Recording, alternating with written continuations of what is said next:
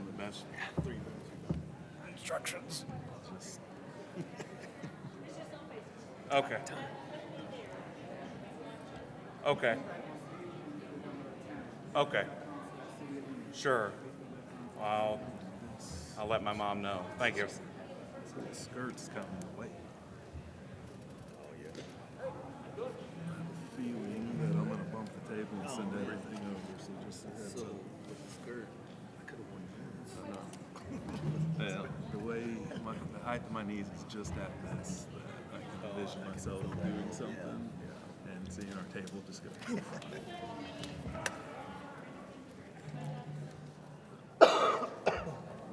Jerry Allen. How are you? Hey, I haven't even got to see you yet. Ladies and gentlemen, we're going to get started here in about 1 minute, so you might go ahead and find a seat, please.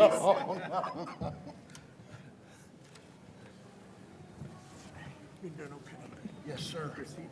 Keep your seat. I think I just bought this book. If not that, I'm real. I'm so glad I didn't wear it. I was just glad it came in a man's size.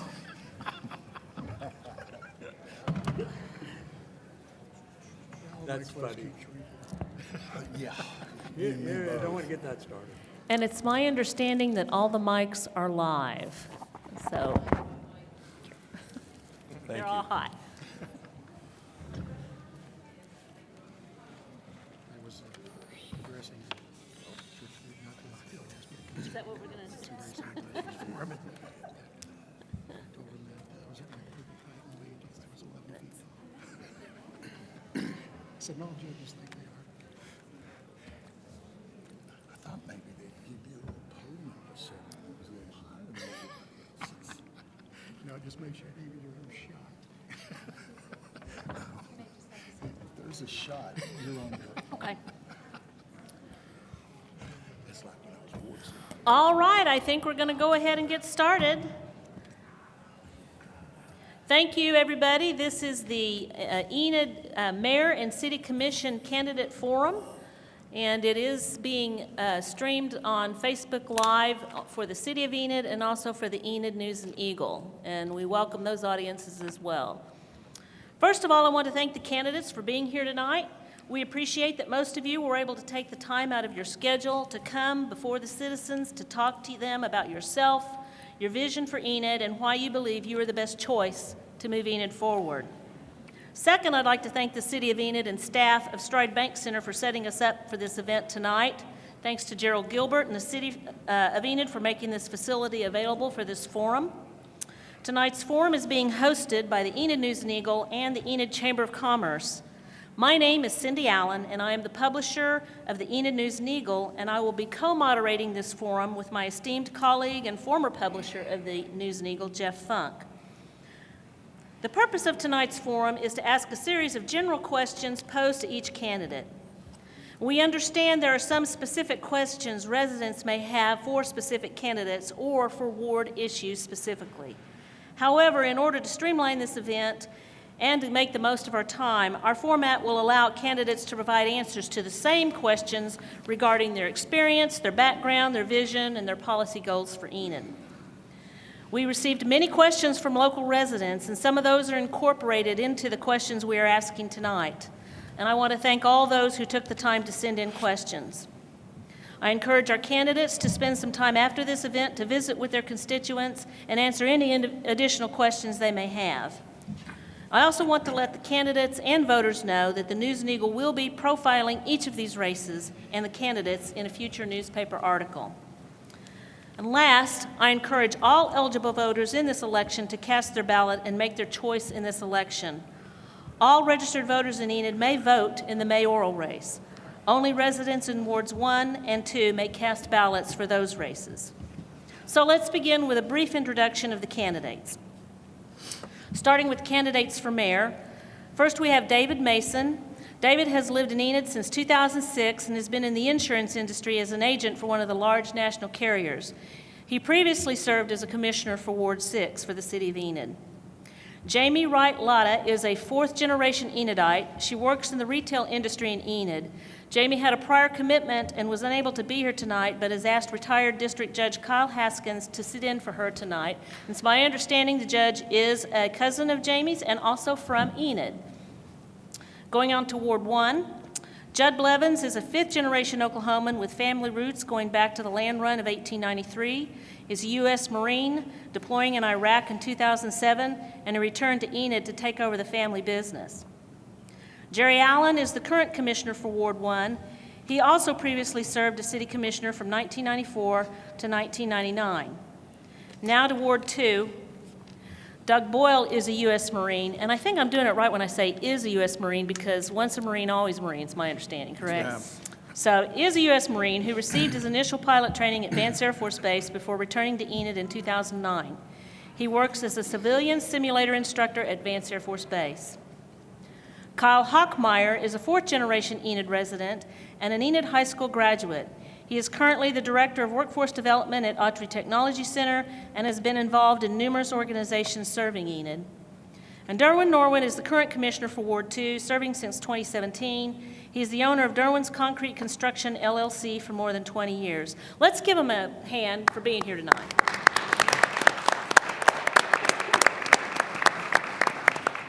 And again, thank you, candidates. We will begin our forum by asking a series of questions to the candidates, and we're going to start with some background and experience. So my introductions were brief, so you'll have more opportunity in your introductory if you want, or in your opening statement if you want to give more information about yourself.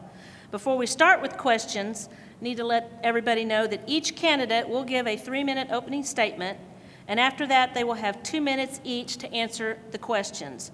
Lori Coonrad from the Enid Chamber will serve as our timekeeper tonight and will keep us on task. She will be giving you prompts at 1 minute and then 30 seconds, and then she has a little alarm. I'm not sure what that's going to sound like, but she's been working on it over there. So that's basically the format and how we're going to do things. And so first of all, we're going to get started.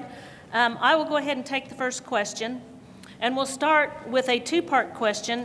Oh, and by the way, we're going to do it. You know, we're going to start with Mr. Mason, but the next question will start with Mr. Haskins and so on. So we'll be kind of moving along. You won't have to answer the question first every time, David. So, Okay. but for this time, you will be the first to answer this question. So we're going to start with the questions before we do our introduction. Oh, you're right. You're right. Thank you for correcting me. Let's make your introductory statements. Thank you. You go. Thank you. Thank you. Good evening to everyone that's here tonight at the Stride Center, and for everyone that's watching at home. I realize that you could be anywhere doing anything tonight, and you chose to be a part of our election process, and I do appreciate that. My name is David Mason, and I'm here tonight interviewing for the job of mayor. Having served as Ward 6 Commissioner, I'm fully aware of the time restraints and the numerous functions and commitments that you're expected and many times required to attend. I'll tell you tonight that if you elect me to be your next mayor, you can count on me to show up and to be an active mayor and representative of our community. I believe to be an effective leader in today's world, you have to be able to ask hard questions, but also understand that other people in our community have opinions and just want to be heard also. A good leader also has to recognize that they cannot be an expert in every single topic. You have to surround yourself with others who have the expertise that you don't. And an effective leader has to be able to acknowledge that from time to time they make mistakes. They have to be willing to back up and start over. I think that anyone that knows me, whether it's a friend of mine or whether it's a client or anyone that I have served on numerous boards with or on the commission, will tell you that I have demonstrated over and over and over that I have these skill sets and and those characteristics that I've demonstrated every day of my life. I believe Enid is an amazing community that I'm proud to call home.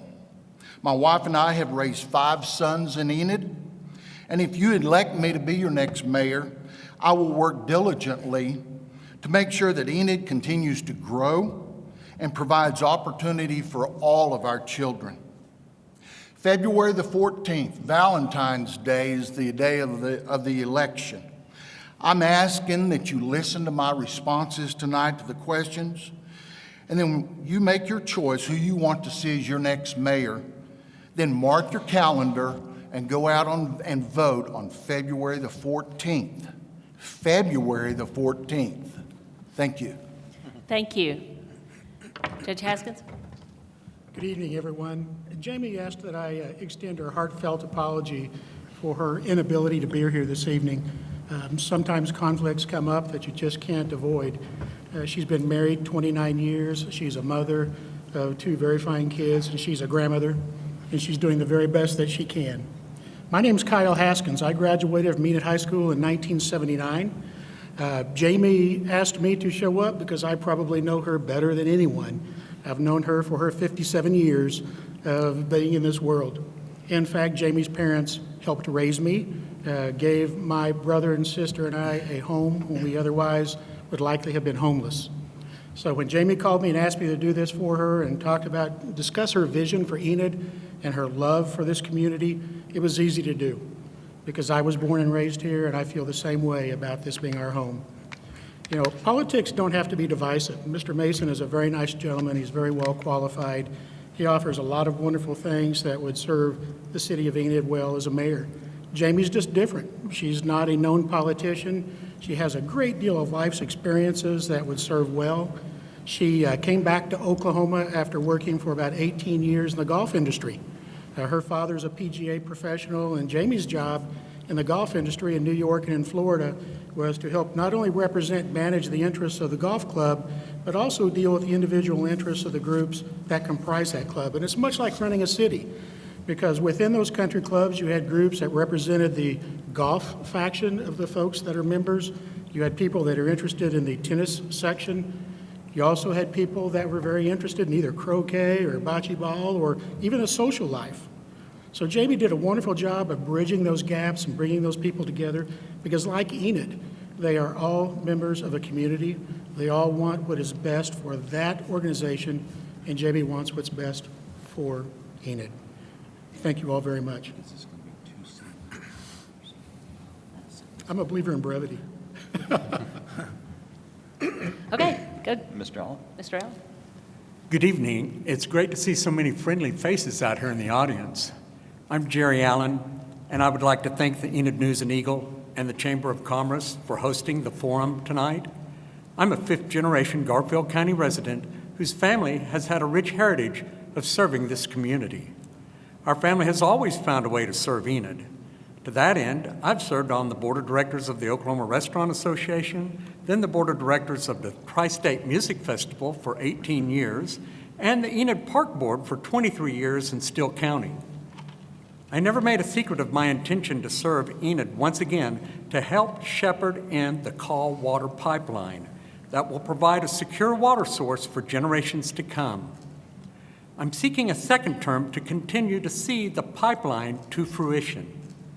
During my tenure, I've served on the ERDA, CDBG, and park boards, as well as several tax oversight boards over the years.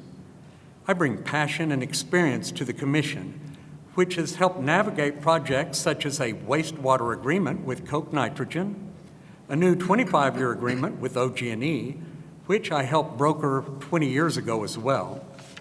In addition, this commission has spent more money on streets, $7 million in the last fiscal year, and waterline infrastructure than ever before. During my time on the commission, we have brought the new downtown hotel to fruition, added extensions to the trail system, opened a new skate park, and expanded our industrial park. In the economic development world, continuity is very important. Over the past 4 years, we have developed relationships with businesses and retail developers that know they can depend on the commission to follow through with their commitments. Now for the really fun projects. The new soccer complex will open soon. New restaurant groups are coming to Enid, and hopefully a new theater complex. In addition, we are in the middle of negotiations for a new department store and other clothing outlets. In addition, the city of Enid will be paving 27 streets in Ward 1 by the end of August. See me for the list. I have them right back there by my sign. And now you can see why I want to follow through with these vital projects for our community. Thank you for this opportunity. Thank you very much. Mr. Blevins? Thank you. Hello, I'm Judd Blevins, and I'm running for Ward 1 City Commission. I'd like to thank you all for being here this evening, and thank you to the Enid News and Eagle and the Chamber of Commerce for hosting this. So I am a fifth-generation Oklahoman, born and raised here in Garfield County, attended Kremlin Hillsdale schools. I am a former United States Marine and a veteran of the Iraq War. After my honorable discharge from the Marines, I lived in Tulsa and then Oklahoma City before I returned home to Enid. And I came back to take over my father's business, which I can honestly say was a decision I should have made much sooner in my life, because Enid is truly my home. Now, the issues I'd like to talk to you all tonight are several. The first is responsible spending. I operate a small business, and so I know how the decisions I make affect our bottom line. And last month, the commission approved an update to the finance policy that made a few big changes.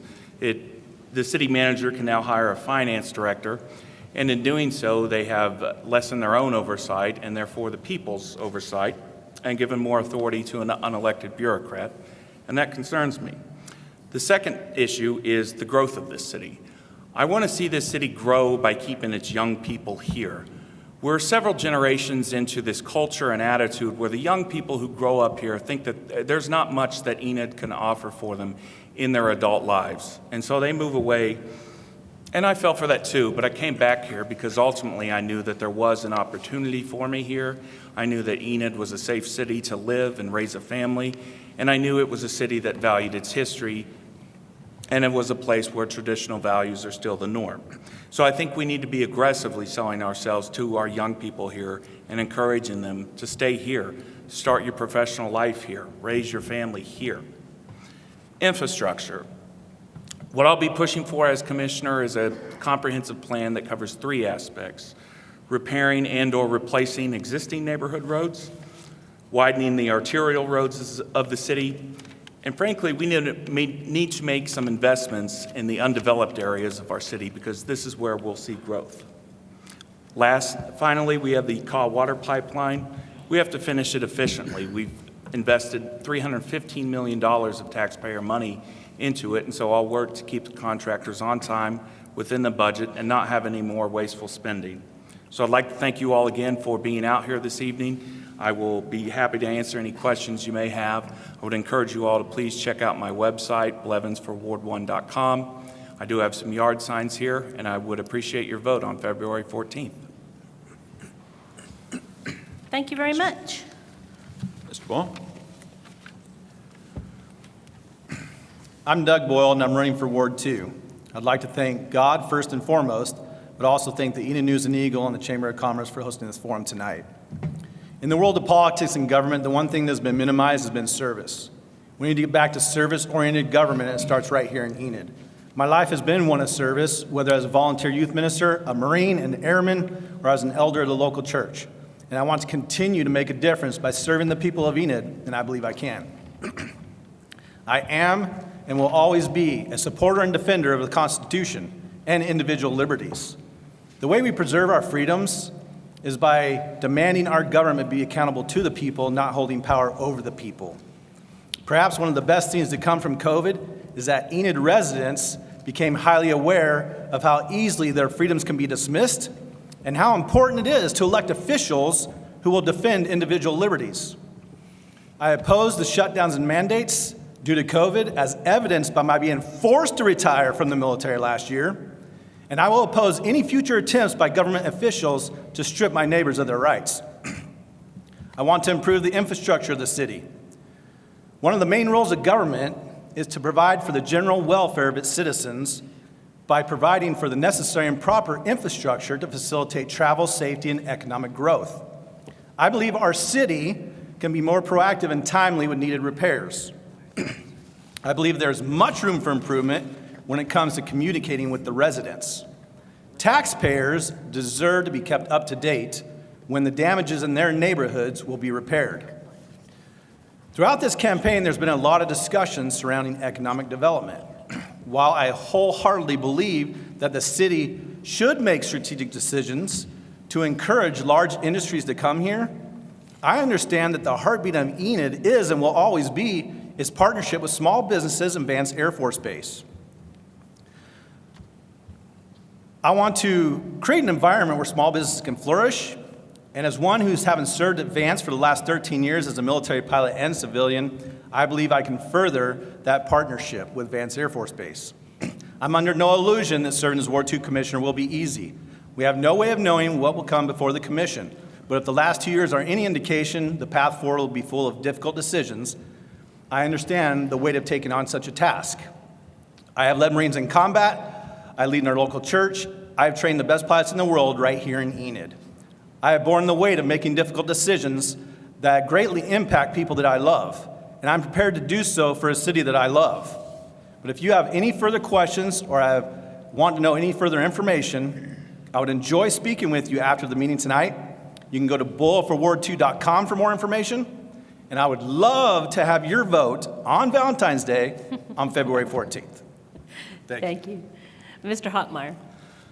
Good evening, everybody. Thank you for attending tonight, whether in person or on Facebook. It's important that you show the interest in what we're all up here running for. Again, I'm Kyle Hockmeyer. I'm Enid resident, born and raised, fourth generation. My grandfather owned the Don Paul Cafeteria, which later turned into Richell's Cafeteria.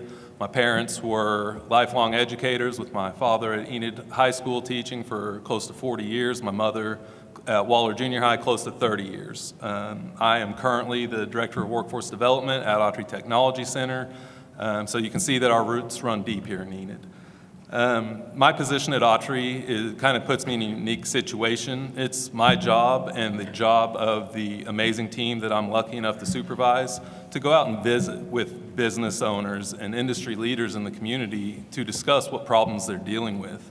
At Autry, we focus on training and development and coaching and upskilling our residents the best we can, but sometimes they have issues that exceed what we can do at Autry, and sometimes that's things happening at the city that they need addressed.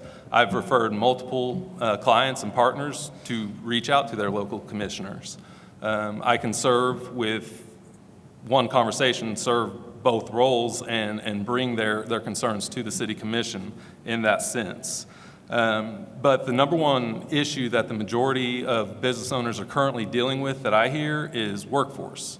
They can't get enough people applying for jobs, can't get bodies that they can rely on, and much less have the skills required to do the job. We can help with the skills, but we've got to get the bodies. So, you know, we've branded ourselves, done some things around for Enid, but we need to market and promote ourselves out of Enid, market Northwest Oklahoma. Those students graduating that are going off into Oklahoma City or Tulsa, we've got to find a way to capture them here.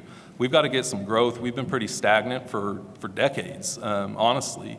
We'd like to see that growth happen by keeping, as Mr. Blevins said, our people here, but bringing more into town. The infrastructure we all want, the ballparks, the quality of life, it takes money. There's only a limited capacity, and so the more people we bring here, the more taxpayers we have, the more businesses come, the more ballparks we can have for our youth and to try to get tournaments going in soccer complex. I know that's a big thing. I know the JUCO World Series is looking to expand its field of teams.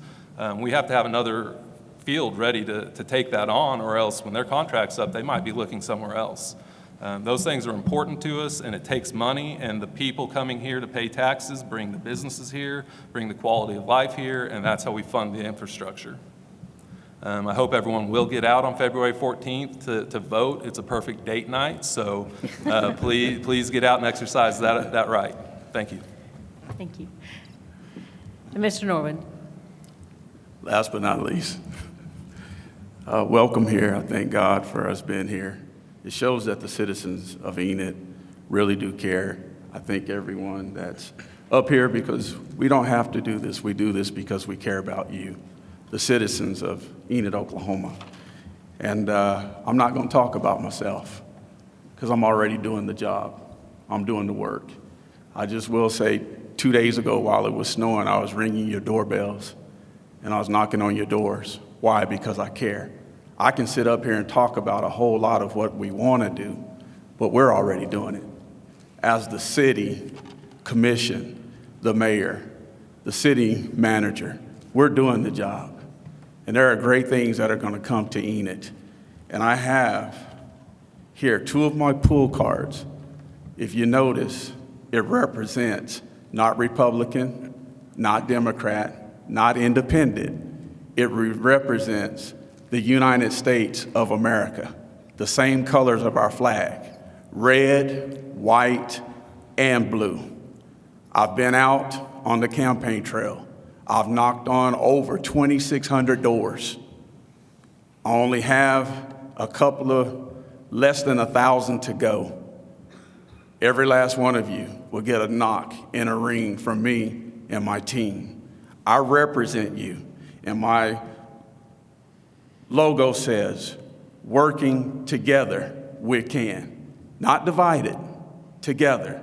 We are Americans here in the United States of America.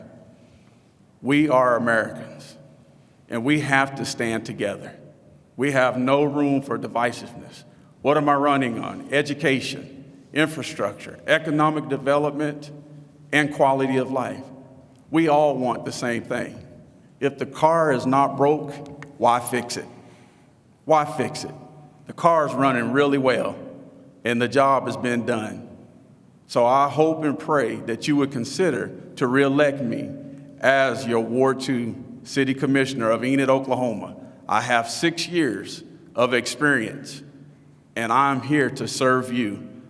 I don't get paid for this. I do it because God has given me the love for people, for each and every one of you. I don't care what your nationality is. I don't care what your background is. All I care about is that you are a citizen of the United States of America. And as your representative, I come tonight to let you know that I am here to represent each and every one of you. I've heard your complaints.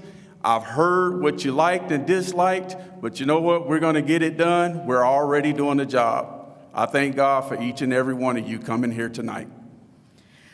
Thank you very much, everybody. We'll go ahead and start with questions, and we will start with Mr. Mason with the first question. It's going to be kind of it is a two-parter. So, first of all, what do you believe differentiates you from your opponent in your vision for Enid? And do you have the flexibility and the time commitment necessary to be the mayor?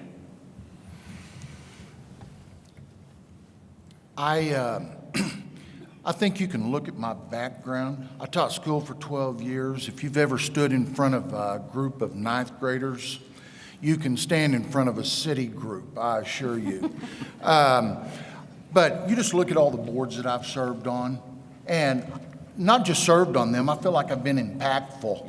I had the opportunity to serve on the CASA board. I've served on the Grand National Board of the executive board.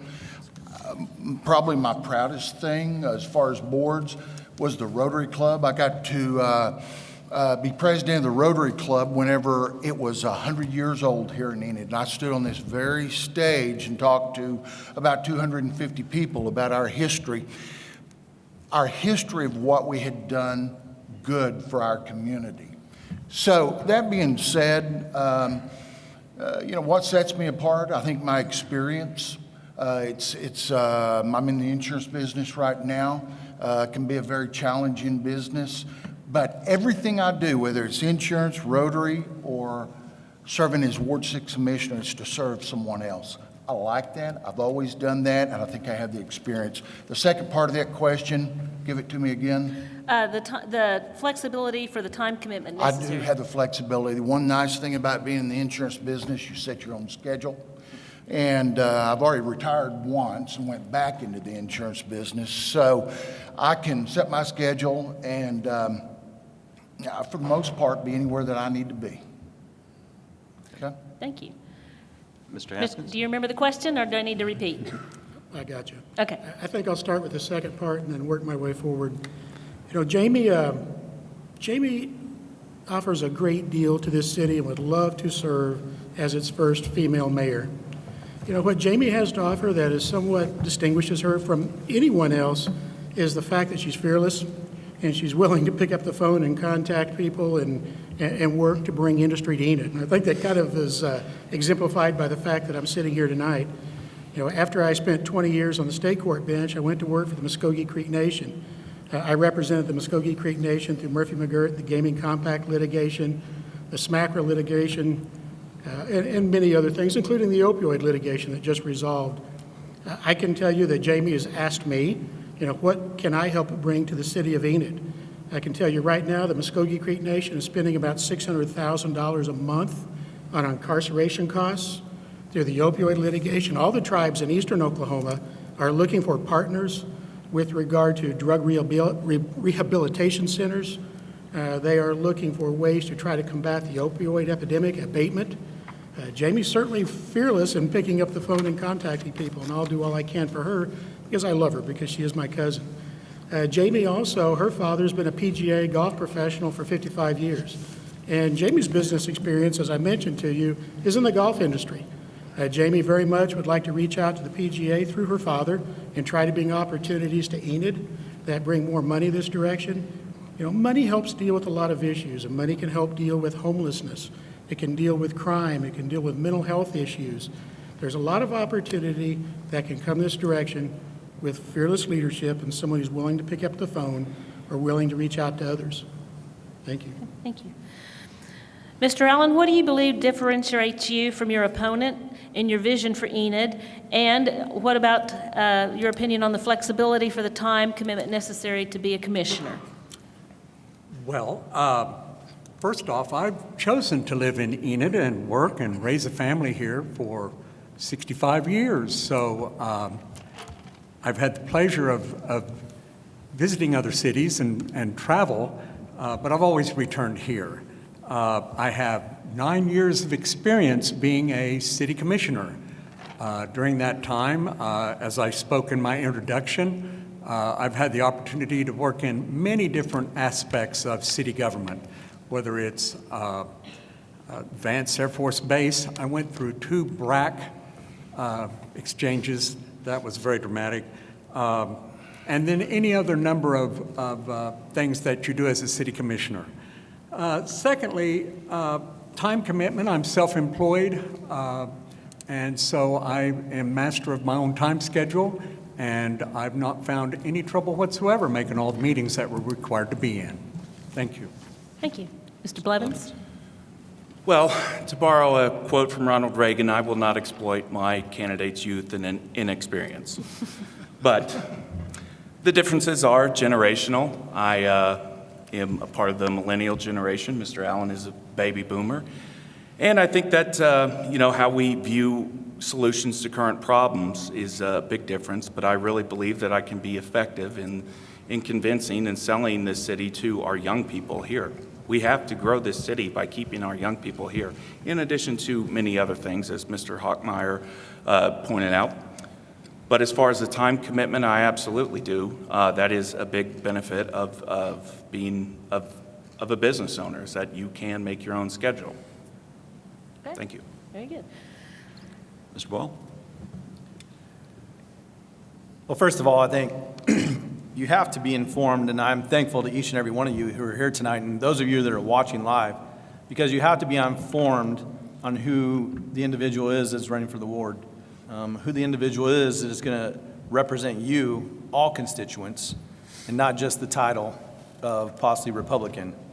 I'm probably, as we heard from the GRCW, I am the only lifelong Republican to be running for this race, and therefore you can be assured that the values and principles and views that I hold from a conservative standpoint, from that view being a lifelong Republican, will align with most of the ward of Ward 2. Also, I've been proven and tested in my leadership abilities. As a Marine, as an airman, as a local leader of the church, I have dealt with multi-million-dollar budgets. I have dealt with absolutely balancing the budget when it comes to the local church budget. So I have a lot of experience from being with all spectrums of people from all over the country and all over the world, as a matter of fact, in different cultures. And therefore, I think I can bring some of this leadership experience to the table as Ward 2 Commissioner. But one of the main things is I want to point out that most of my life has been spent protecting and defending your freedoms, and not only your freedoms, but having the fortitude to defend other individuals' freedoms like those in Iraq. And you can rest assured that I will support and defend your freedoms in the Constitution while I sit on the City Commission. Mr. Hockmeyer? I had about 15 Oh, seconds oh, for you- time oh, I thought you were time done. I'm constraints. sorry. Time constraints, second Keep part. Keep going. I'm the one who works for somebody else today. I already retired once, but because I work for somebody else, I was fortunate to have the flexibility by my supervisor to be able to be here tonight. So very good. I do have flexibility with my supervisor. Thank you very much. Mr. Hockmeyer? What differentiates me, the economic development piece, my job is workforce and economic development. And to be able to do that, it's about establishing trust and relationships with the business owners and leaders in town. I have a lot of relationships already built from prior to work at Autry. I've built a whole lot more through Autry. And that's through conversation, discussion, getting to know what struggles they're dealing with, and being a trusted leader that finds solutions to their struggles. That's what we do, and that's what I've done for the past 10 years. The work speaks for itself. The relationships speak for themselves. I would love to have some signs sitting back there. I ran out of my last 2 signs last night, so I'll have to put in another order.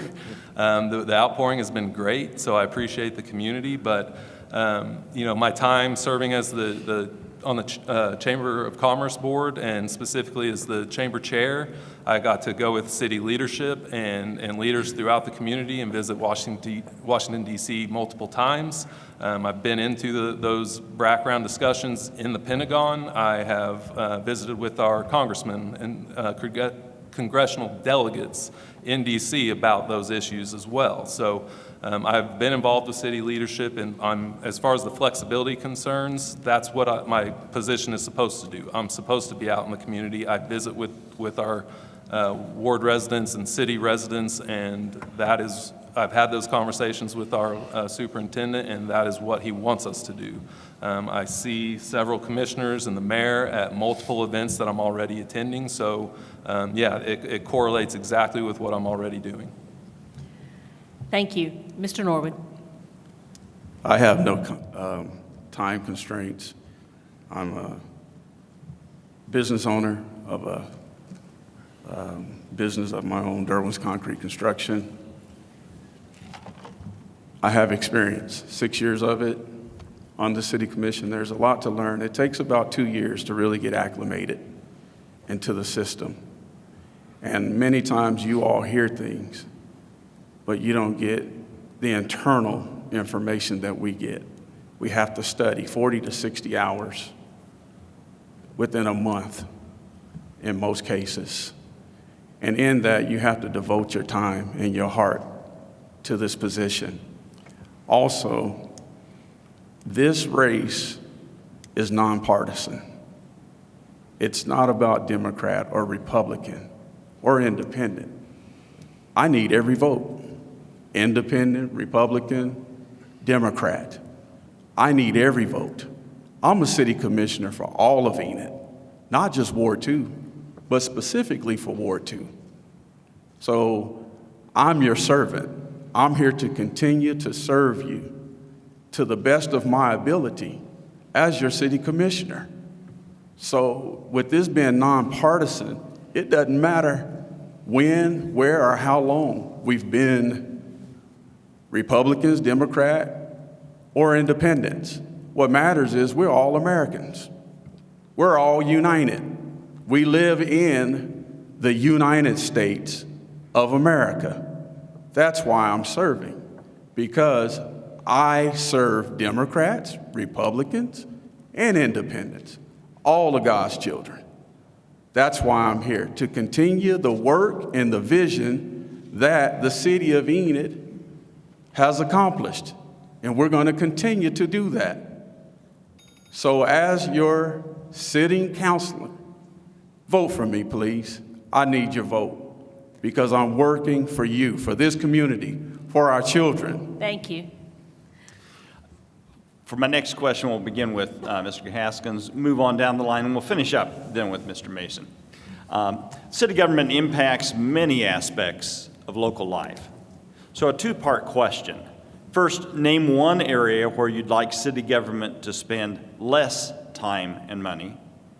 And then two areas where you'd like the city to spend more time or money. And please be specific as you can.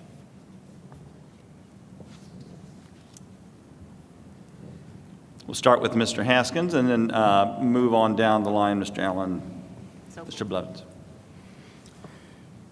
That's a difficult question. You know, I think I need to kind of back up a little bit and just say first, you know, if Jamie's elected as your first female mayor of Enid, it'll be her only job. But I do want to say with regard to spending money, you've got to use your money wisely. You've got to have physical responsibility and spend it where it's needed most. You've got to combat homelessness. You've got to combat drug and alcohol issues because that leads to crime. So if you can focus a lot of that money with regard to treatment programs, family drug court programs, more opportunities for diversion programs for families to keep kids out of DHS custody and keep them home with their parents. That's the best money that you can spend. As far as cutting back on programs, quite honestly, these gentlemen would be far better suited to make a determination as to where we can cut back and spend that money in the best interest of the citizens of Enid. Thank you, Mr. Allen. That is a great question. As a seated commissioner and as many years as I've spent, I've never had anyone ask me how to spend less money in government. So I'm struggling with that answer right off the bat. We'll get better as it goes down the line. More time and money is definitely streets and infrastructure. There's never an end to needing to maintain everything, and the city of Enid owns a lot of buildings and is responsible for a lot of not just streets, but water infrastructure, what we spend out at the landfill to open up new cells. There's just any number of things that you need to continue to spend money on and focus on. Thank you. Mr. Blevins? The city does not need to be in the real estate business, period. What it needs to be doing, frankly, right now is focusing on this Kaw water pipeline and getting it through the finish line. Once that's done and the water's coming through the pipes, that will alleviate a lot of water pressure issues throughout the city and bring more water to our industrial areas. And so I think attracting industry is going to be much more easier once that pipeline's finished. And I would also say that the city needs to, we have a lot of great additions coming soon to Enid, the soccer complex, a possible movie theater. And I think the city needs to make investments in the infrastructure in that area, which is in Ward 1, to make sure that these are not, accessing these areas isn't an inconvenience. That would be the last thing that we would want, is to have all these great new additions, but nobody wants to go there because it's a hassle to get there. Thank you. Mr. Boyle? I think the first part of that question, if the answer is that nobody's asking the government how to spend less money, then that's part of the problem. Because part of the problem is to realize that it's not the government's money, it's the taxpayers' money. It's your money. Where do you think the government gets the money? They get it from you, the taxpayer. So shouldn't the government be held responsible and accountable for where they're spending their money? Absolutely. So some of the places where they might be able to spend less, and again, we have in Enid, we have professionals. We have real estate agents, we have developers, and those are the individuals we should be relying upon with the backbone of Enid to develop Enid, not the city, as far as jumping into buying properties or buying buildings and actually possibly losing money, rather than using the experts who live here and locally resource as well. Use what we have as far as those experts and professionals. Secondly, I would say, as far as spending more money, you know, we talk about the infrastructure, and I like to spend that money in a more cost-effective way, right? To make sure that the Kaw pipeline stays on time and on project, on budget. You know, that's one of the things. Again, when we talk about millions and millions of dollars, it's your money. Right? It's your money. So the government needs to be responsible in how they use your money. And that's one of the things where government needs to be held accountable as far as how they spend your money. Also, I think as far as the movie theater that we're moving forward with and soccer complex, and I would like to see more of those family-friendly kind of things that the city puts their money and time into, like even updating Crosland Park, the baseball park, maybe seeing a football complex that before high school type of thing, and really using the resources that we have here in Enid for family-friendly events and things. Thank you. Mr. Hochmeyer? Yes, as far as spending less money, I think they've hit on a few things. More than spending less, I'd like to see a little bit of a shift in how they're spending. It's great to incentivize big business to come to Enid. It's great to recruit and throw money or incentives to them. I'd rather see a shift and focus on, you still have to do that in some capacity, but I'd like to see a shift in finding ways to incentivize local businesses that are here to keep their doors open and to stay. Find ways to create resources for our budding entrepreneurs in the community to have even more access to grants and capital and things to grow their businesses here locally. They grow them here, they're going to stay here versus trying to give money to the people we don't know. So I'd like to see more of a shift towards a better focus towards local, not that they don't do some, but there's more opportunity there. As far as more ways to spend the money, I've already said I'd like to see us marketing and branding ourselves outward towards Northwest Oklahoma and other surrounding areas to recruit those taxpayers here, to get jobs here, to start their businesses here, whatever that looks like. And then I've been in multiple economic development type meetings where the experts discussing it with city leaders have said, you know, if you're going to have an industrial park, you need to get those places site and pad ready. You need them to be ready that if it's down to us and one other community, that all things equal, if one has a pad ready and one doesn't, then they're going to go with the one that has the pad ready to go. So we've got to have all of those sites ready. I know it takes money, so we've got to be strategic in how we go about doing it and selecting certain areas and focusing on getting those areas ready before we start branching off into other areas. So those would be the two areas I'd really like to see us increase our focus on improving the city. Thank you. Mr. Norwood? As the City Commission, what determines how we spend our money more or less in areas is sales tax revenue. We do not run off of ad valorem taxes. We're solely, our income is off of sales tax revenue, your payments for your water bills, us picking up your trash, utilities. That's how we generate income, and some grants that are given to us by the federal government. We determine that by how we're going to balance the budget.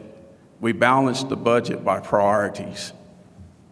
We have a plan, a 5-year to 10-year plan on how we're going to spend the money. While I was out campaigning, I heard a lot about we have nothing to do, we need to take care of our streets. That's true. But if we put all the money in one area, then the economy here will collapse. So what we have to do is study how we're going to spend the money so that we can balance the economy by balancing the budget. And we do that through our finance manager and other sectors of government, and by the leadership of our city manager.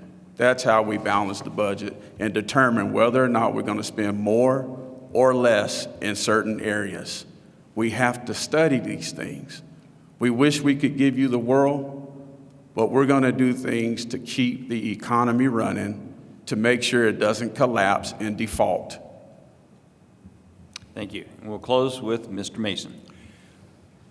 So I think as far as spending less money, I would like to get to the point where we spent less money on the Stride Center. I know that we agreed to pay up to $750,000 a year to subsidize that until it had got completely up and running and self-sufficient. We had gotten very, very close to the tune of about $262,000 that we were having to subsidize it, and COVID hit and just absolutely wrecked that. And now then we're starting all over. You don't see near the concerts that we were having and the events that we were before. So I would like to see us get to a point where we were spending less money on that. Spending more money on economic development. And if I'm elected mayor, you'll hear this over and over and over. Jobs fix everything. Good jobs. We need constant business coming into our town, $50,000, $60,000, $70,000 jobs. We've just had 2 industries that have agreed to come to Enid right now that are going to serve that purpose, but we need to continue that. And the last thing is our standard of life. I've talked to several CEOs that say we do searches, we bring in a person, a high-level person to take a look at our business, and they come in, they love it, then they go back, they bring the wife and the family, and they go, yeah, not going to happen. So when you think that our lifestyle, our trails and our parks and our movie theaters don't count for something, it counts for a lot. So we've got to continue to spend money and work on that so we have a better standard of life. So when people come, they want to live here. Thank you very much. Next round of questions, we're going to start with Jerry Allen, and then we will end with Judge Haskins. And the question is, what is the next big improvement you'd like to see in Enid, and how would you work to make that happen?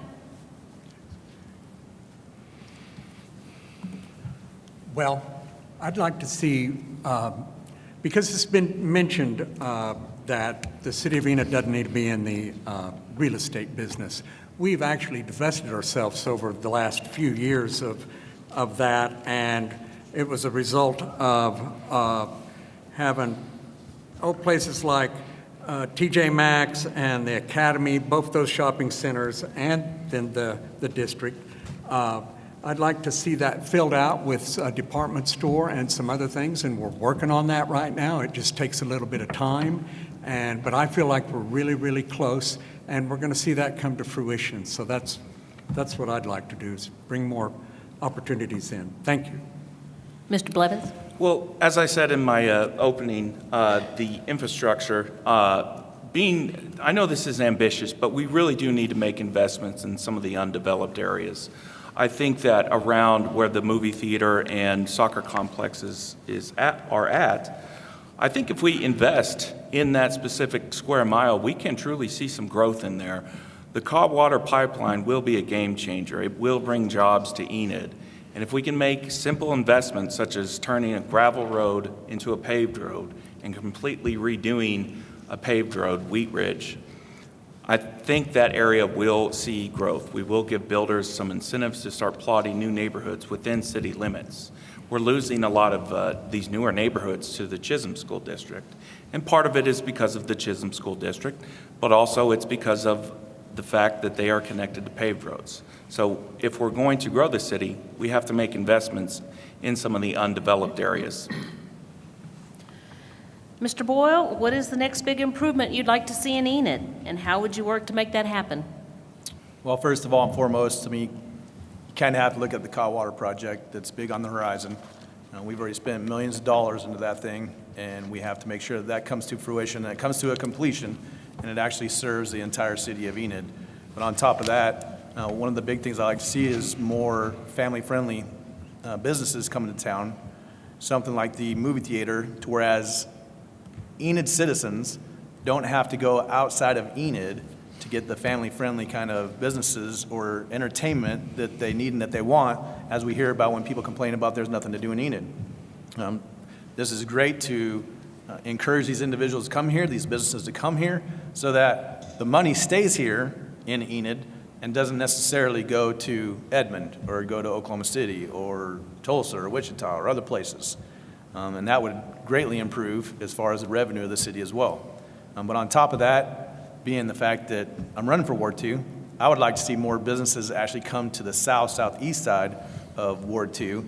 And I also think that that would help with the partnership that we have developed with Vance Air Force Base and continue to promote that partnership because there are just certain individuals on the base that they have time constraints, and they can't, even though it seems like so quick to you to be able to drive all the way up Cleveland Road to get to Garriott Road and deal with all the traffic.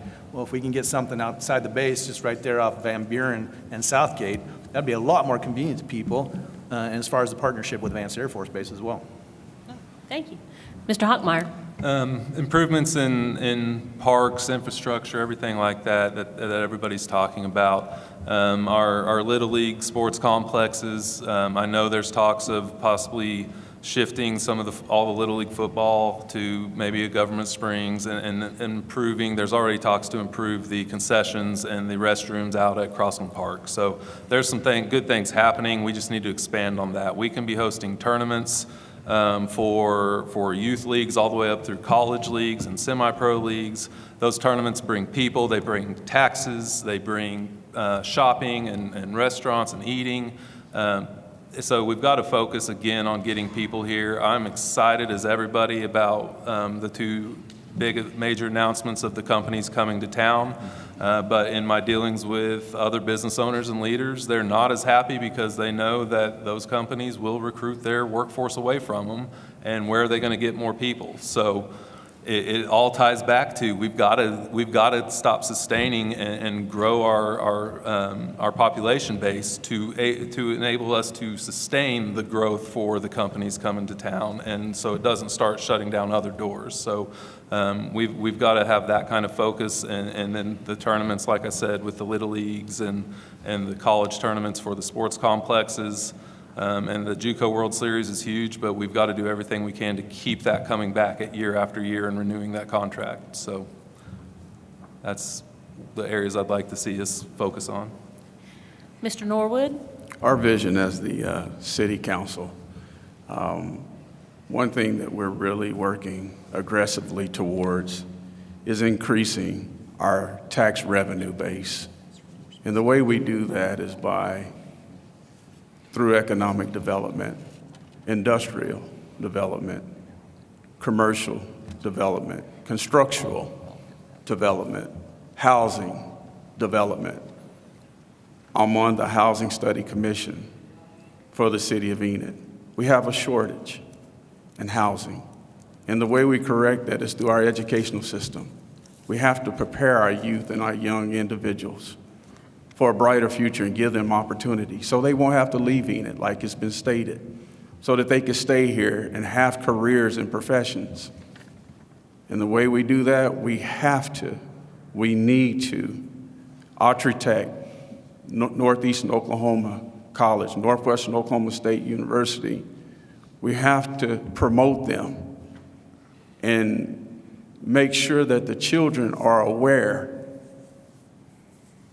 of the opportunities that they have before them and give them the pathway in that direction. In Woodward, they have the TAP system, T-A-P-P. They start them out in grade school. We need to do the same thing here in Enid, Oklahoma. And another thing, we need to be willing to pay our teachers more, higher wages. We need to. We're 48 in the United States in education. We can do better. Mr. Mason? So I will go on the assumption that the Call Water Project is a current project and not a future project. Right. But I would say if I had to pick one thing, youth sports. I've looked at that. I've done a lot of research on it. We have positioned ourselves to be a hub in youth sports. When I was on the when I was the Ward 6 commissioner, we had done an impact study to see what that actually means. It's one thing to say you want to be a hub and you want to do all this, but what does that mean dollar-wise? And I may get the numbers just a little bit wrong, but if I remember correctly, they said that for every athlete that comes to town, there's 2.35 additional people that come with them. Of those people, they will spend $280 some odd per day that they're in town. If they stay the night, they'll spend over $400. We have the facilities already. We already have David Allen. We already have this facility, the Stride Center, where we could host the JUCO World Basketball Series. We have now the soccer complex that'll be opening up. We're going to have to do some work on our baseball, football facilities, but I think the city's going to move towards that. We have more kids that play football and baseball than we do soccer. So not only does it bring dollars, but it also helps those kids. Four of my 5 kids, sons, played ball since they could walk almost. They learned how to win. They learned how to be a gracious loser. They learned how to play on a team. They learned how to be a captain. There's a lot to be learned by youth sports. And I would much rather see our kids doing that than sitting and playing video games. I'll just be honest. So, youth sports. Thank you. Judge Haskins? Yeah. And in fact, Jamie agrees just exactly with what Mr. Mason had just described, which is expansion of our sports venues.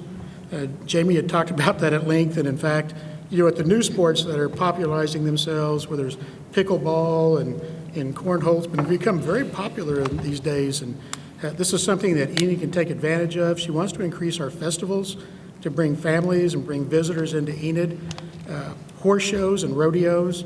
Those things can all be done by partnering with your tribal nations. Our tribal nations have spent in excess of $1 billion in the past year dealing with sovereignty and the recognized increase of their jurisdictional boundaries. All the tribal nations have footprints in Enid. They used to travel this direction to go hunt in New Mexico and Colorado. They would willingly come this direction and partner with the city of Enid. Another thing you can do is tax increment financing, and that's part of the how. You can recapture increases in property taxes and divert those revenues to subsidize developments with people who want to come in. So in other words, those taxes can help fund the building of their businesses. Tulsa did something which is now where I live, my wife and I. They had Tulsa Remote, which granted $10,000 grants and additional benefits to young professionals to move to Tulsa for telework. And that would be an exceptional thing for the city of Enid. Telework is ideal. You need to bring in new money, new opportunities, expand the things that you already have. When I grew up, sports was everything. We just went from baseball, basketball to football, and it was so much of a part of our lives and of the city's lives. And David Allen and I went to high school together. This is something that's just inherent to Enid. Don Haskins is my uncle. He's the basketball coach, legendary basketball coach. There's a lot of things that brought attention to this city that can continue to expand. Thank you. Thank you. For my next question, I'd like to begin with Mr. Blevins, and then we'll move on down the line and finish with Mr. Allen. Would like to follow up. Several of you have mentioned economic development, so I'd like to ask for some specifics here. Under what circumstances should the city offer a prospective new business a financial incentive to develop here? And when should the city not offer financial help? Please be specific on your criteria. Sure. Well, it needs to be something that there is a genuine need for in Enid. I'll give you one specific example. We need a department store. We need something that would fill the void created by the loss of J.C. Penney's and Dillard's. And look, we've got several great small boutiques here. I love small businesses. I'm a small business owner, and we can certainly find ways to support them. But we do need a department store here, and that is something I'd be very willing to give a tax incentive to. So that would be my line of thought in offering tax incentives to business. Does it serve a need, a genuine need here in the community, or does it not? For example, we don't really need an Olive Garden. I wouldn't give them a tax incentive because we have Napoli's. Thank you. Mr. Boyle? He just kind of took what I was going to say. You wanted specifics. I was going to say, does Enid really need to incentivize another restaurant to come here? There might be one that you choose better, right? But do we really need to incentivize that in order to bring it to Enid? And I would say if you look at what we have already, let's focus on what we have and keep what we have. And again, the more restaurants you're going to bring here, what are they doing with their employees? They're just taking away from the others who work in other restaurants, especially if they can pay them more. So we also need to think about our small business owners here in Enid. Small business owners that own their own food establishments and supporting them. And we have to kind of balance and not take away from those employees, that those individuals are trying to keep and support Enid here. Also, I think about, when we're talking about financially incentivizing, is we can do it for something that's important, for something that will build revenue, bring outside communities to come here to Enid, right? Because all these small rural towns, instead of going to the city, they can come here to Enid. And so to incentivize some of those places, like the movie theater, right? The one thing you have to do, though, is there has to be a cutoff. It can't be any type of indefinite thing. At one time or another, you have to tell the business, sure, we'll incentivize you to come here, but whether it's a 3-year plan, a 5-year plan, a 10-year plan, depending on what the business is, then there's a cutoff, and you have to be self-sustaining and pay your taxes. Thank you, Mr. Hochmeyer. I think they hit on, definitely look at and at least consider areas where we're lacking that diversity in stores or restaurants or whatever that might look like. But more importantly, that if we're incentivizing to come here, they need to be providing high-paying, high-wage careers, not just low-paying jobs. They need to be incentivized to help our community grow and expand. So that's one thing. TIF districts, if you're not familiar with them, tax increment financing, they're typically used to try to develop blighted areas, kind of lock in tax rates where they can reinvest in capital, things like that. Those are great for recruiting tools, but you can also get sucked in. We have local entities that rely on those tax dollars. So when you lock in those rates for extended periods of time and it's high percentage rates, then it kind of impacts our local educational systems. It impacts other tax receiving entities. So we have to be aware of that and scale those TIF districts to where everybody's at the table that it impacts, that kind of feels comfortable with those situations.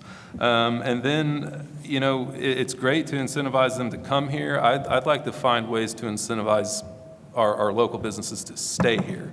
If we show that we're invested in our businesses, then other companies are going to want to come. They're going to want to be part of that. So I'd almost like to see us flip the script and try to get a little more innovative in our approaches so that we can entice people to want to be here, not have to give them handouts to come here.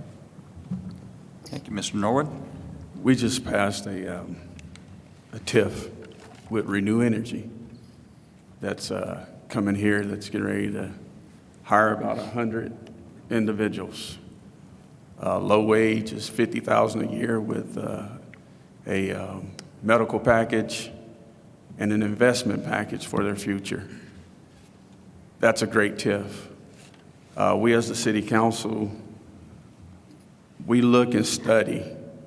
We have commissions that each commissioner sat on, and we look and seek ways to incentivize our economy so that one part of our economy won't fail and the other prosper. We seek to try to balance the economy on how we incentivize money that we give to or loan to local businesses. A lot of this we do through Enid Regional Development Association, ERDA. We have a commission that's already established that really helps us to be able to balance our budget. That's the most important thing. We can all want everything, but we also have to be willing to sacrifice. And I will say to all of my colleagues here in Enid and all the citizens here in Enid, if you want more, spend more. Because we operate on sales tax revenue. If you want more things, spend more. That brings more money into the budget, and we can do the things that you all need. Most important, we have to meet your necessity before your wants. Thank you. Mr. Mason, under what circumstances should the city offer a prospective new business a financial incentive to develop here, or when should it not offer financial help? Well, Jeff, I think first of all, we have to realize we're living in a time where everything is very competitive. Every other city out there right now wants those same businesses that we do. So the thought of sitting back and going, take it or leave it, they can leave it. they can go somewhere else.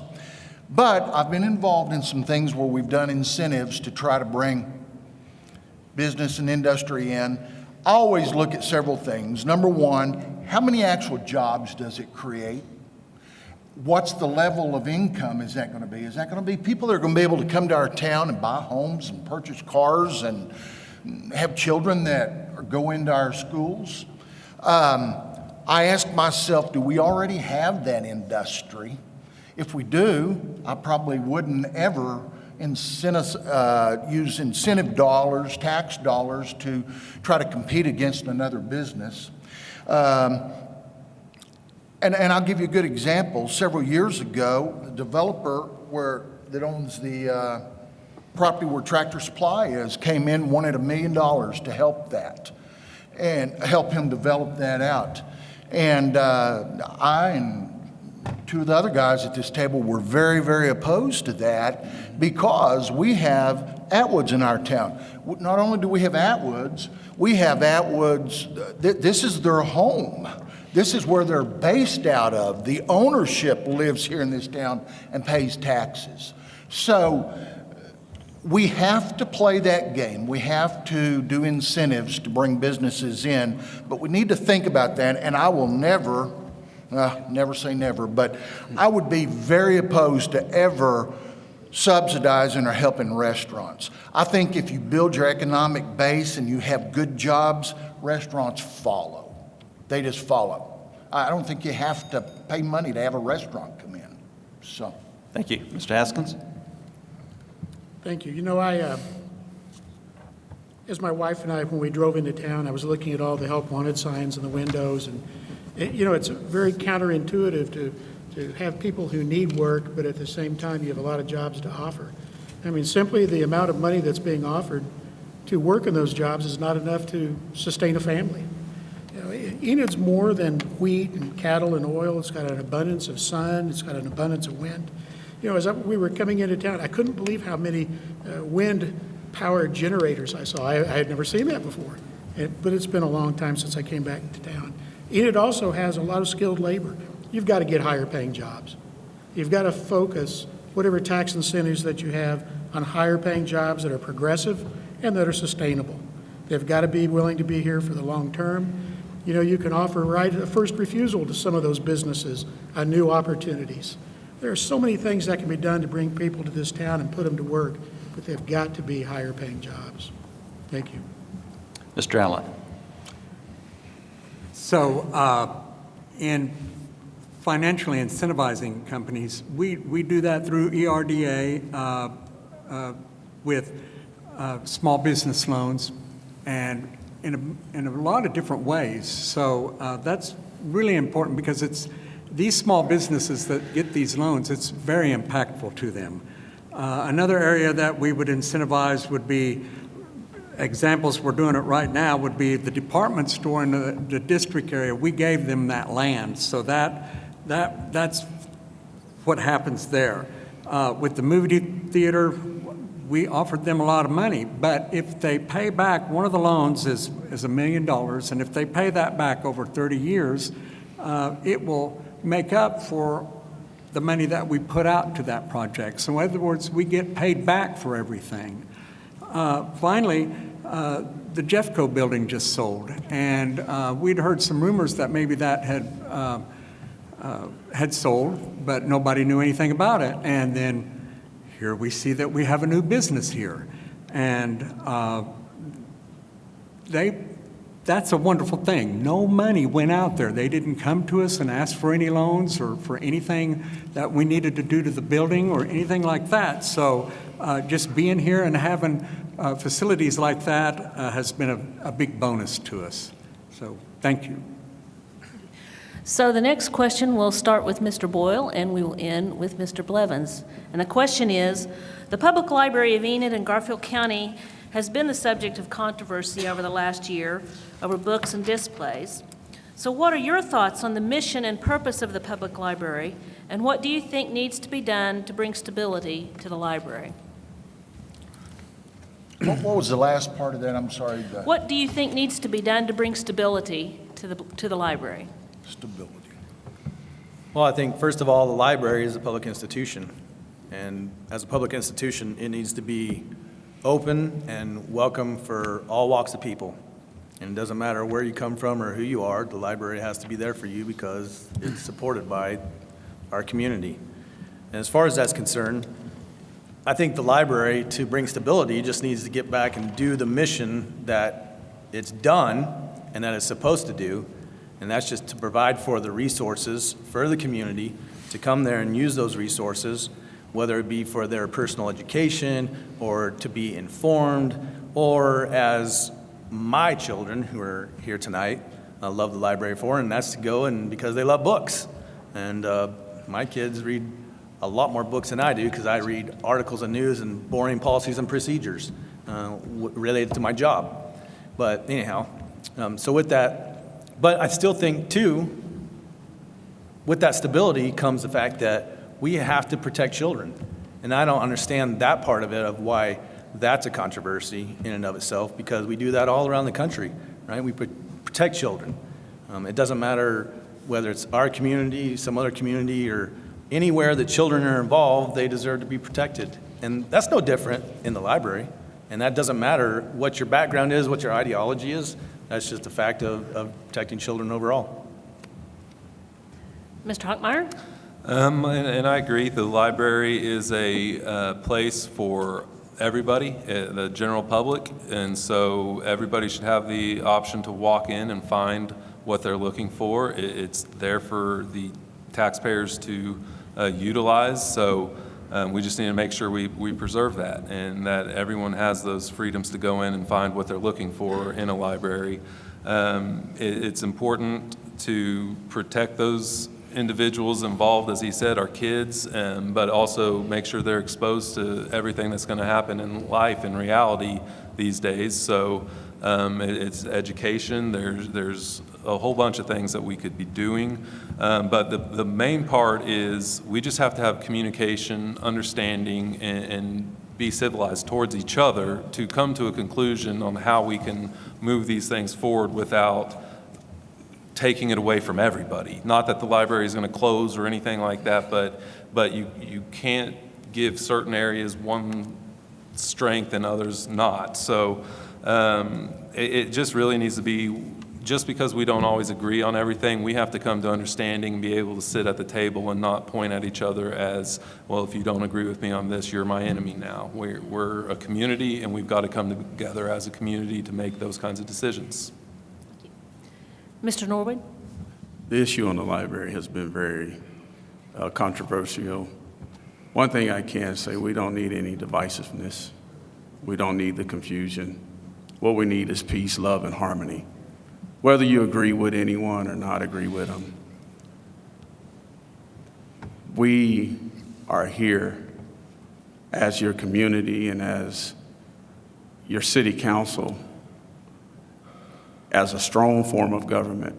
We have a city manager that has the authority. Yes, as the city commission, we have oversight. And I do guarantee you, as a city commissioner sitting here tonight, it's been taken care of. It's been taken care of.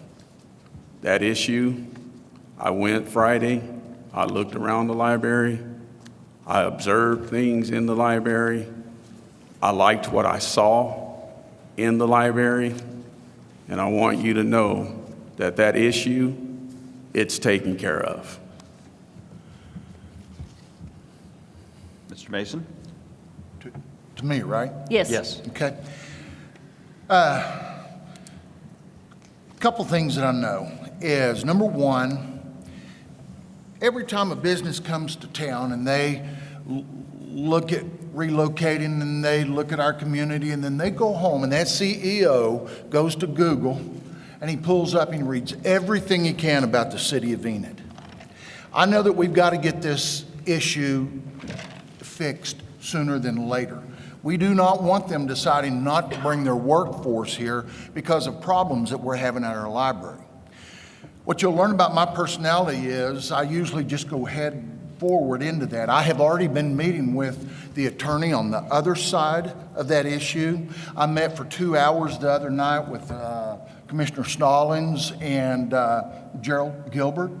And we actually went over to the library and looked at that. They have, or are about to, sign a contract with a company that actually will take a group of the books that we have, and we will gradually just port them into their system, and they evaluate that entire group of books. We've got 56,000 books in that collection over there.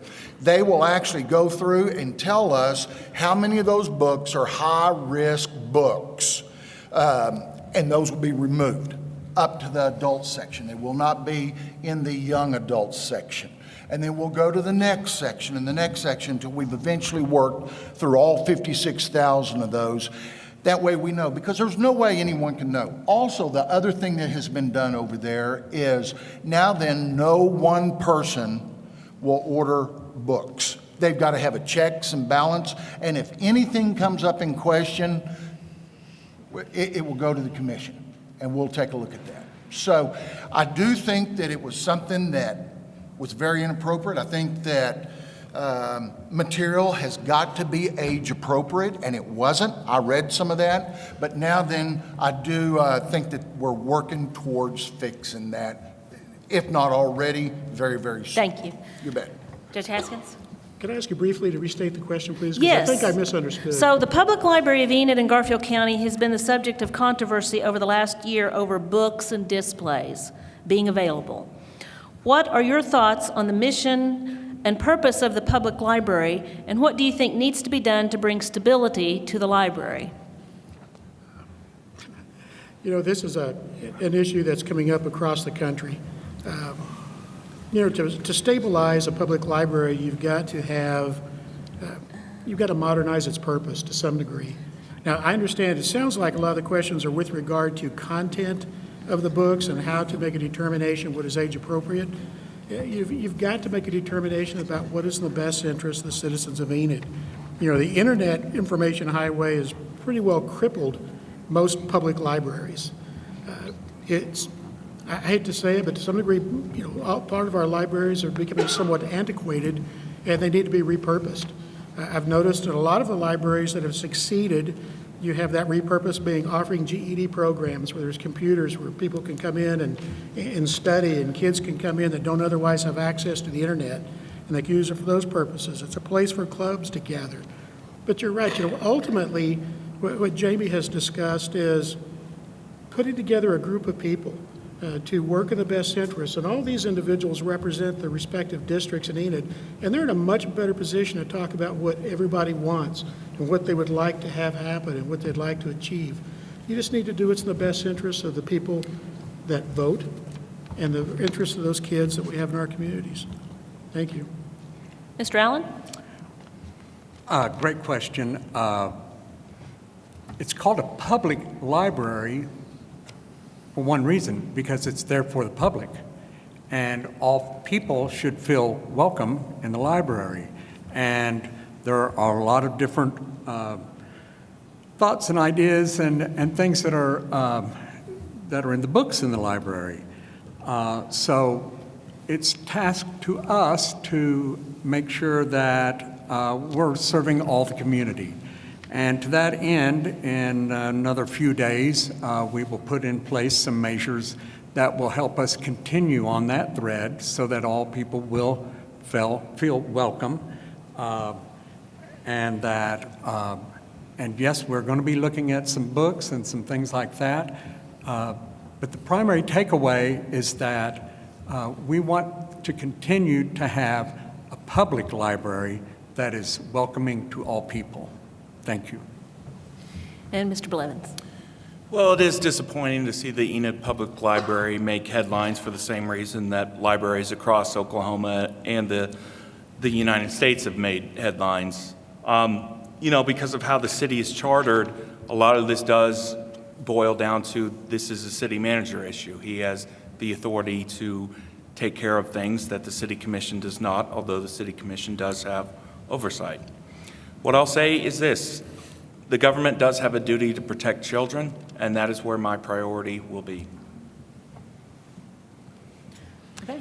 Okay, for our next question, we'll begin with Mr. Hockmeyer and then proceed on down the line and finish up with Mr. Boyle. Much of city government's income comes from a tax on retail sales. Do you think Enid's retail sector is healthy and successful? And specifically, what do you think needs to happen with Oakwood Mall, and how would you help make that happen? Okay, as far as the retail sector goes, it's, I think, struggling in big box retail specifically, clearly across the country. There are some that are doing well. I think Enid has a diverse retail section. I'd like to see more, and more small business, more locally owned.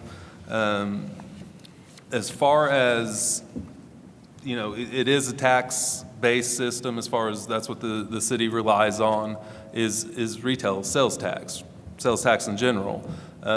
Nobody's in favor of increasing taxes. You know, the only way to really increase that, to invest in things like the mall, if that were the opportunity, is to grow our tax base, our taxpayers. So again, it stems to the economic development.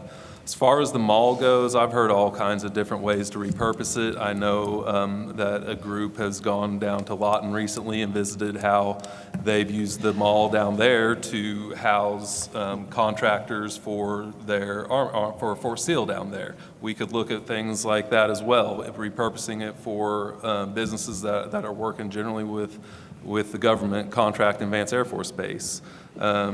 There's lots of opportunities that malls repurpose into climbing walls and activity within the mall that is going to be typically limited outdoors in the winter months. You can have go-kart tracks and things like that. So ways to entertain the youth, quality of life, things for people to come and do specifically in winter months when you can do things in a large open facility like that. That's what I'd like to see us try to work towards. Thank you. Mr. Norwood? Can you ask that question one more time? Certainly. Because much of the city's income comes from a tax on retail sales, do you think Enid's retail sector is healthy and successful? And what do you think needs to happen with Oakwood Mall, and how would you help make that happen? My answer would be yes. It's very healthy.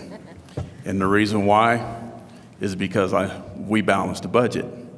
Every year since I've been on the city commission for the last 6 years, each year we've had an increase in sales tax revenue. Over 204 million, I believe, if my numbers aren't incorrect, as far as revenue. It may be a little bit lower. But what should we do with the mall? We don't own it. The city of Enid does not own the mall. That's up to the owner of the mall. Like Mr. Hockmeyer said, he had some outstanding ideas, some great ideas. A few of the things that he mentioned crossed my own mind. But we're not in the business of buying retail buildings. If we were to buy that building, would everyone agree to it? Who knows? But one thing I can say is up to the owner of the building to do what they're going to do. We can come to an agreement depending on what it is that he wants to do with the building. But as the city of Enid, yes, we're doing great as far as retail. Thank you. Mr. Mason? I'd have to agree with Derwin on most all of that. I've looked at the numbers, and I think our sales tax dollars are pretty strong.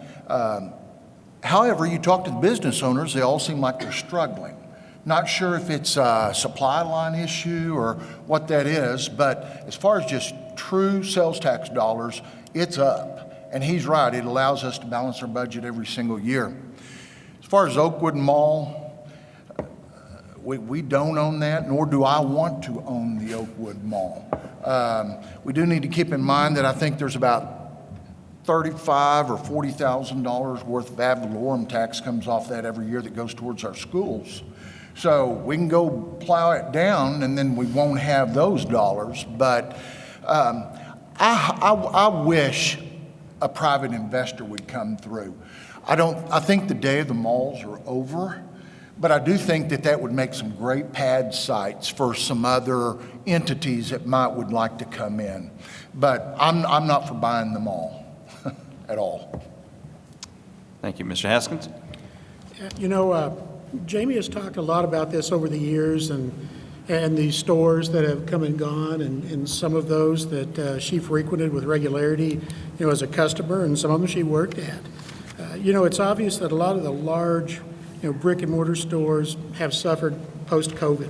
A lot of people do their shopping through the internet. They need to adjust. Your businesses need to adjust to that form of shopping. You know, you've got to be Enid first. You've got to reach out to the stores that sell local products that employ local personnel.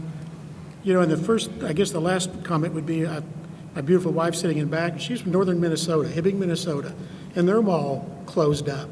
And that mall has been somewhat repurposed. It has become a place for people to gather. It's become a place during inclement weather, which they have a lot of through the winter months, for people to walk and to gather and drink coffee and congregate with each other. But you're right. In the long term, for the city to own a mall is just not a good business idea. Thank you, Mr. Allen. So sales tax, we probably reached our cap on that. I don't see that we would be able to increase that at any point. Our economy is very healthy, as mentioned by Derwin very eloquently.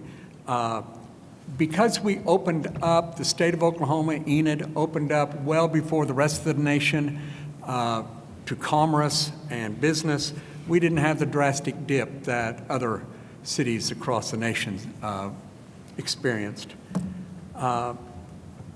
Now, as for the mall, we need to stay out of the real estate business. If we can get some things done over here with the department store, we will be out of the real estate business. The mall is not for sale. There's an interested investor ready to buy the mall, and they made offers, and the gentleman that owns the mall owns like 44 of these same type malls, and there's just no interest in getting rid of them. So it's just a place where there's not any control there. So, thank you. Thank you, Mr. Blevins. Well, there's two lines of thought regarding the mall. In that, first, the city government needs to get somewhat involved and help the current owners revitalize it or repurpose it. But the city has already been burned by the current owners. So what I would favor is the second approach, in that we be patient, we make sure that the infrastructure around the mall, such as the lighting, is well maintained, and that EPD is patrolling the area. And frankly, again, be patient with it. Let the current owners revitalize it or repurpose it themselves, or ideally sell it to a group of local investors who can decide what's best for that property, because it is prime real estate and something will be there. Mr. Boyle. Well, as far as, first of all, about retail sales, I think that our city has recovered fairly well with needless government overreach, with what they did to local businesses and residents of Enid in the community. And that's a positive sign that they've recovered that well. But I think still it could be a lot stronger than it is. I mean, if you look at, in general, the economy, not only just in Enid, but the inflation that everybody is suffering. Look at your pocketbook, look at your wallet. How much more are you paying for prices just even here in Enid alone, as far as that's concerned? But so there definitely can be some improvement with that, and especially if you think about it, with the revenue coming in, we've been able to balance the budget, but how long is that going to last, especially if this possible recession that they're talking about actually comes to fruition in 2023. So that would greatly impact the city as well. And so with that, talking about the Oakwood Mall, obviously, I think the whole wrong approach is to even think about the city getting involved with that as far as purchasing it and having really much to do with it whatsoever. But then again, I still think about it, look at the infrastructure around there and think about what the mall owner can be responsible for, right? So that ever since I've lived here in the last 13 years, that mall has been just in decline. Businesses moving out, hardly anybody wants to be there. It sounds like the owners don't really work well with those individuals who are even renting within the mall. So how about we as a city, we tell them, hey, there's certain codes and requirements that you must keep up. I mean, how many potholes have you guys hit in the mall area in their own parking lot if you drive there, if anybody goes there anymore? It's kind of just in disrepair. So I think we should encourage at least local developers even to look into it, or private investors, or just even a private group to talk to them to get them to trying to sell. Thank you. All right. Next question, we'll start with Mr. Norwood and we'll end with Mr. Hockmeyer. What are your thoughts on our city's housing and commercial space availability, and what should be done to improve our housing inventory, and how can the city work to accomplish those goals? It's a good thing that we are not of a traditional nor a command or a mixed economy. We're a market economy. And we have to be willing to sacrifice to make some of these things happen. And we know that we can't control inflation, but depending on what the market does, we can make those decisions. And that's why we have entities within the city of Enid that study these things. And I believe that in regards to housing, we're making a move forward with the study. Enid looks very strong and very well. It all depends on the national economy, the interest rates, and inflation. If it works in our favor, we can produce housing. And one thing we need to do, we need to network with other contractors and create more opportunity and competition so that buyers who buy homes can receive the best good for the demand and the service. That way, individuals can be treated right, guaranteed right, warranted right, and taken care of. Thank you. Mr. Mason? I grew up in Altus, Oklahoma. I taught school down there, and supplement my income, I started building houses. Probably ended up and built about 125, 150 houses down at Altus. Went through the first round of BRAC when that happened. What I found was that when there's a market for more housing, housing will pop up. And just from this summer driving around and seeing how scarce some of the housing was to right now, there's a lot of housing out there, more than I've seen in a long time. But if we were to bring in more industry and we needed more of that, I think there are developers out there that will do that in a heartbeat.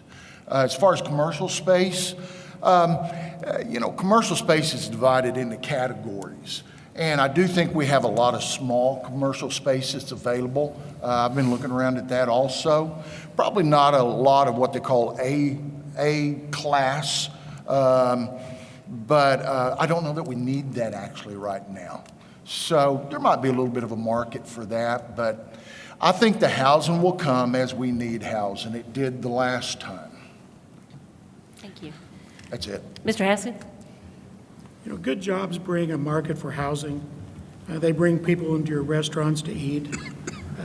What's kind of going on nationally with regard to the economy is something that has happened throughout time if you go back and look at it. You have interest rates that go up typically during presidential years where there's some transition going on and immediately preceding elections, and it seems to rebound back when you have a president that comes in and things are starting afresh in new perspectives. So what's going on, it just comes back to sustainability and Enid's ability to survive and plan for the future.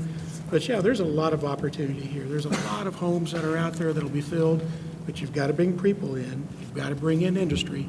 You've got to bring in industry that pays well for people to be able to afford those homes. Could Mr. you Allen? repeat the question one more time? I didn't get the first part of it. Okay. What are your thoughts on our city's housing and commercial space availability? Okay. What should be done to improve our housing inventory, and how can the city work to accomplish that goal? So one of my jobs, I have a company that works over in Perry a couple of days a week, and they have a couple of developers over there that are building, probably 40 homes. and they're affordable. And the city of Enid has been working with these developers to come over here to Enid. One of them is starting some homes out kind of behind the mall area over there. These are affordable homes. So I think overall, Enid has housing for the bulk of the folks. But affordable new housing is something that's hard to find. And these are homes that have all the current modern things that people look for in homes. And so I'm really excited about those that are being built in Enid, and that will continue as the market bears. Thank you. Mr. Blevins? Well, for my entire life, and even before I was born, the city has grown to the north and to the west. And that's certainly nothing against our east side residents, but that's a fact. And I said in my opening statement that the city has 40 miles of roads within the city limits that are still dirt or gravel roads. And if we're going to make some investments in these undeveloped areas, we will see new housing come there. It's just simply a matter of determining what roads truly do need to go, that we need to make that investment to turn them from gravel to asphalt.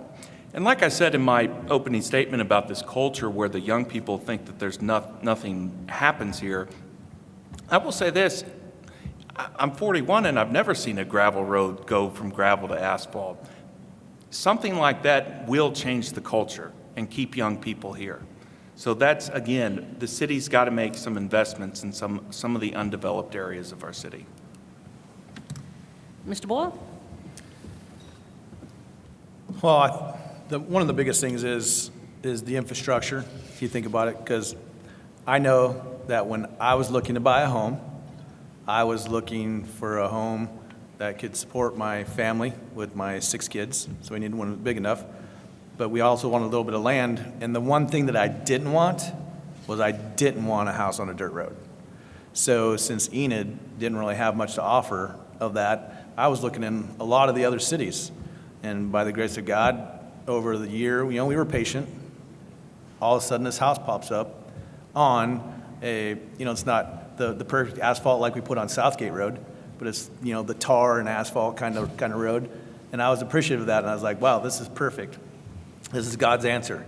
And so I think that there's probably more people like me that don't want to live on dirt roads unless you want to go pay for a car wash every few days or every week, as far as that's concerned. But I also think one of the biggest things, think about our housing market, and as far as that infrastructure is concerned, because if you're a military individual who comes here, as I have a few times, and you're looking for housing, the rent market is always a good rent market here in Enid. For the most part, it's hard to find rent houses. You go look on the base for the housing concern or get the housing list, and rent places go like crazy. And a lot of military individuals don't want to necessarily buy a home here because they're only here a few years. But what I'd like to see with this housing that we're talking about is if we build up the housing, build up the infrastructure, and we build up this partnership with Vance, because think about Vance, and they talk about BRAC. Vance trains the best pilots in the world right here in Enid. From all over the world, I would venture to say, because we have international students as well, if you didn't know that. But to think about it, we can market to those individuals in the military because there are lots of us who have retired from the military who've been all over the country. And where did we decide to stay? In this special place known as Enid. And I think we can market that to the base as well, and that will help with infrastructure. Thank you. Mr. Hochmeyer? These gentlemen have touched on a lot of what I would agree with. There has to be a demand for houses. We have, and specifically housing additions. So it comes back to, again, we've got to get more people here so that the builders and developers see that coming, so that they will start building out our more neighborhoods, more residential areas. The other thing that we can do is try to improve our efficiency throughout the city, throughout the coding and throughout permitting and everything that involves developing those areas. We need to be more efficient and make it as easy as possible for those developers to get these things done quickly. I've heard the struggles that they've dealt with over the years. I know that the city's working hard to improve those areas and have done great things, but we can always get better. So we've got to make it easy for them to get what they need to finish these products as well, finish these homes. Thank you. Okay, for the next question, we'll begin with Mr. Mason and head on down the line. Several of you have talked about keeping our youth in the community or wanted to look at what city's role is there. So what role should city government play in helping provide activities and opportunities for youth in our city? Please be specific. Well, I kind of talked about that a while ago. We have great facilities here. We have some facilities that need some overhaul, but you know, the old saying, if you will build it, they will come, and I think they will. You know, I would put our sports facilities up with most any community out there, with the exception of the baseball and the football. I know there's a lot of communities out there that won't even come to Enid right now and play because of our facilities out there. But you know, we've done the skate park. I just think that they're, what was the question again? I think I misunderstood. Just what role should city government play in helping provide activities and opportunities for youth? Okay. I think we should provide the facilities. The purpose of government is to do the things that individuals can't do themselves, right? We pool together to do that. So we've built or will be building the facilities. I think that we can provide the leadership or the staff to help oversee that and organize it. But I think those entities just take on a life of their own. I've seen that in other communities where it was hard to be able to get a team into a tournament because there were so many coming. So I think probably just provide the facilities and the structure to help that happen. Thank you. Mr. Haskins? You know, one of the primary reasons Jamie asked me to be here this evening is because I think I kind of exemplify that very issue. In 1979, when I graduated from high school, as I was driving out of town, I realized I probably would never be back. Both my sets, my grandparents lived here, I had an aunt and uncle here, but as far as opportunities for me and the dreams that I had, this wasn't it. Now, things have changed, and I'm very impressed by the modernization of Enid and the things that have happened that offer things. Now, maybe my wife and I will move back in our retirement, but you've got to have opportunity for higher paying jobs for people willing to come back. You've got to invest in the education of your kids. You've got to have strong homes, strong families, and you've got to give them a reason to come home. And that's done through jobs and money.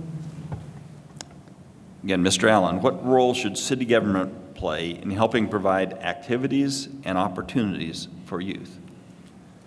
Thank you for that question. I have served on the park board for 23 years, and I'm still on it, and I will participate in that as many years as I can, and as the board would see fit to appoint me. Once you build a facility and you get going with it, and then you get going to another thing. So you're in a constant flux, you're in a constant renewal and refurbishment of the fields and of the facilities. And so we got great things going on with soccer right now. We're working on some of our softball fields, baseball fields.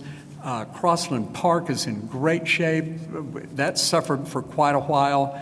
So we're always working and building on new things. Some of the latest things that we've done is the 580 trails, the mountain bike trails out south and east of town, the new skate park that we opened this last year. The trail system is constantly being expanded and improved on. So I think Enid's doing a fair job of providing entertainment and exercise and activities for our youth. Thank you. Mr. Blevins? Well, nothing brings Americans together more than sports, and so I am really excited about all these developments that are coming to Enid with the soccer complex, softball and baseball fields, football complex. I think our role as a government needs to be ensuring, like I said before, that getting to these places isn't an inconvenience. I look at the soccer complex, and right now I'm kind of concerned, and a lot of the residents in that area are concerned about the increase of traffic and what will that do to Garland and Root. So I think the city has to make those areas accessible, and that probably means widening those two streets. Also, another thing is we built that soccer complex, but yet right behind it we have Root, which is still a gravel road. And I've said many times about turning gravel to asphalt. That's the first thing that needs to happen, because soccer moms are not going to be happy about all the gravel dust that gets blown up during the games. Mr. Boyle? I think it's great that the city is looking at providing some of these things when we talk about opportunities here in Enid for youth to do. As far as that, with the soccer complex, David Allen Memorial Ballpark, I love that place. I hope you do too, and use it more. Think about some of the things we're doing in the Crossland Park. It's just about also bringing opportunities for those that are in the surrounding communities to be able to come to Enid that has more resources. And with that, you just bring families, and then that's what I kind of get back to when you're talking about activities and opportunities. I get more back to as well the family. We as Enid, and especially the city, we need to encourage the family to be more involved together. Because really the primary role of the youth is from the parents, right? The parents are the ones who play that primary role. So we can encourage as a family for other people to get involved, to get those families involved, to get the individuals to use the resources that we have, and then to see how we're looking to improve a lot of these resources so that they can use them, they can come here and they can stay here and not have to go to outsource some of these other big places like Tulsa and Edmond and other places that, frankly, they have the population, so they have more money. But then again, now, with that said, what I'm going to say is this is where competing dollars comes in. We have competing dollars within the budget. So we have to be able to balance it, but we also have to be able to balance and prioritize where we're spending our money, where we're going to get the best return, and we have to look at that, especially when it comes to infrastructure, right? So as you're going to some of these facilities, I don't know, those of you who are Ward 2 or are watching on Ward 2, have you driven around Ward 2? How many times do you have to line your car? You should only do it once about every 2 years. In Enid, I don't know, maybe every 6 months. Mr. Hochmeyer? Okay, the soccer complex is fantastic. That was, public-private partnership. We need to try to work to facilitate more of those. Not everybody can partner with us, but the more relationships we can build and conversations we can have with those entities that are willing to partner with us, we can improve all of our facilities. But that's part of it. Is we need to provide our youth with the facilities and opportunities to explore what they're interested in, what their passions are. So we need to have as many diverse activities as possible for our children. But we also need to make sure that there's a market for it. We need to do our research before we're spending the money. So ensure that there's enough people to support the venture that we're going down. And then the facilities, they just truly have to be safe. I think that's a big part of the city's role, is ensuring that there's no opportunities for the kids to get hurt. I know some sports are going to be more physical than others and that injuries happen, but as far as the facilities themselves, and then it falls to the families, the parents, and getting their kids involved and setting examples of encouraging healthy lifestyles and healthy living and getting active. Mr. Norwood? Yes, sir. Currently, the city government, we've invested $250,000 from the sale of the Great Plains Bank. We took the proceeds and we created a grant for $62,500 to 4 after-school programs, Making a Difference, Booker T. Washington, Zoe's Children Cafe, and Youth and Family Services. So by investing that money into these after-school programs, it will in return increase our ability to be able to expand our economy because our children are growing, their health is good, their mental wellness is going to be increased. And also, when you look at what we do as a city government, Many times we've been told that we shouldn't be doing these type of things, but we have to make an investment in our children in order for us to receive an increase in revenue stream moving forward, which will allow them to be able to be sustained. So our soccer complex, many have talked about, up in the north part of Enid, our baseball, softball complex. We're also working on a complex for the youth for football, for our little leagues. And another thing we need to do as the city council, we need to bring funding back to EJRT. It's been a while that they haven't been funded, and that's something that we need to do. We need to bring money back to EJRT for our youth, for their wellness, and for their health and their stability in the future, so that these children will know how to get along with one another and work together as a team. Thank you very much. We have reached pretty close to 8 o'clock, and so we're going to call that the last question. But I want to thank all of you for being here tonight and for answering these questions, and I'd like the audience to recognize our candidates with a round of applause.